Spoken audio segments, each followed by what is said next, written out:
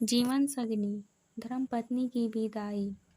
अगर पति है तो दुनिया में सब कुछ है, राजा की तरह जीने और आज दुनिया में अपना सिर ऊंचा रखने के लिए अपनी पत्नी का शुक्रिया कीजिए।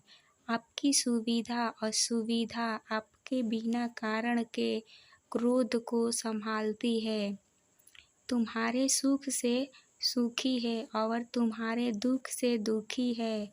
आप रविवार को देर से बिस्तर पर रहते हैं, लेकिन ईसा का कोई रविवार या त्योहार नहीं होता है। चाय लाओ, पानी लाओ, खाना लाओ, ये ऐसा है और वो ऐसा है। कब अकल आएगी तुम्हें ऐसे ताने मारते हैं।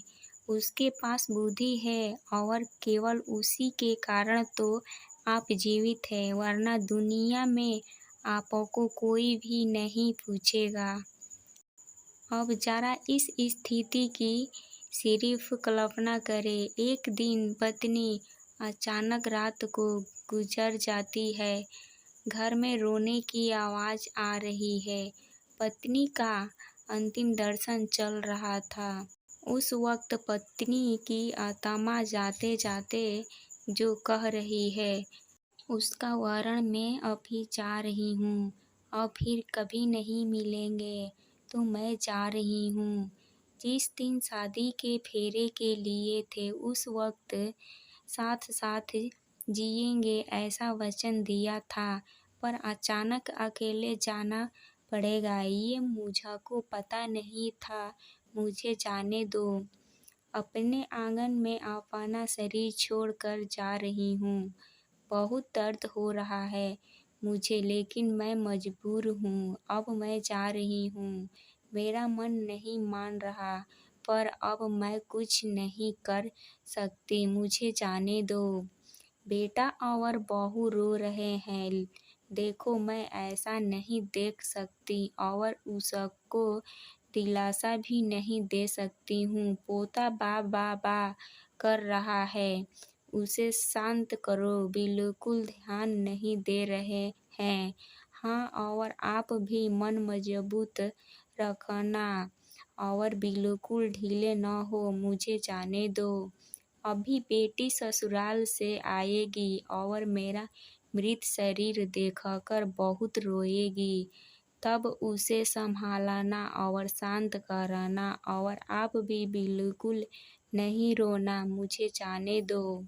जिसका जन्म हुआ है उसकी मृत्यु निश्चित है। जो भी इस दुनिया में आए हैं वो यहाँ से ऊपर गया है। धीरे धीरे मुझे भूल जाना, मुझे बहुत याद नहीं करना और इस जीवन में फिर से काम में डूब जाना। अब मेरे बिना जीवन जीने की आदत जल्दी से डाल लेना। मुझे जाने दो। अपने इस जीवन में मेरा कहा कभी नहीं माना है।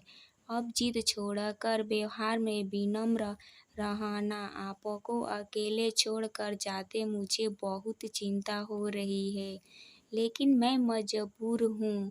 मुझे जाने दो। आपको बीपी और डायबिटीज है। गलती से भी मीठा नहीं खाना, अन्यथा परेशानी होगी। सुबह उठते ही दवा लेना न भूलना। चाहे अगर आपको देर से मिलती है तो बहू पर गुस्सा न करना। अब मैं नहीं हूँ, यह समझकर जीना सीख लेना। मुझे जाने दो।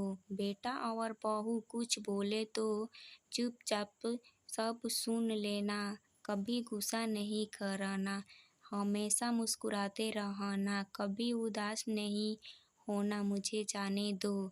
अपने बेटे के साथ खेलना, अपने दोस्तों के साथ समय बिताना।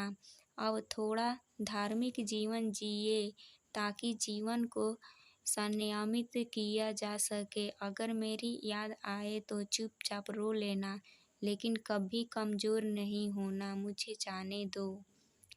मेरा रुमाल कहाँ है? मेरी चाबी कहाँ है? अब ऐसे चिल्लाना नहीं। सब कुछ ध्यान से देखने और याद करने की आदत डालना, सुबह और शाम नियमित रूप से दवा ले लेना। अगर बहू भूल जाए तो सामने से याद कर लेना। जो भी खाने को मिले प्यार से खा लेना और गुस्सा नहीं करना। मेरी अनुपस्थिति खलेगी पर कमज़ोर नहीं होना। मुझे जाने दो। बुढ़ापे की छड़ी भूलना नहीं और धीरे धीरे से चलना। यदि बीमार हो गए और बिस्तर में लेट गए तो किसी को भी सेवा करना पसंद नहीं आएगा। मुझे जाने दो। शाम को बिस्तर पर जाने से पहले एक लोटा पानी मांग लेना। प्यास लगे तभी पानी पी लेना। अगर आपको रात को उठना पड़े तो अंधेरे में कुछ लगे नहीं उसका ध्यान रखना। मुझे जाने दो।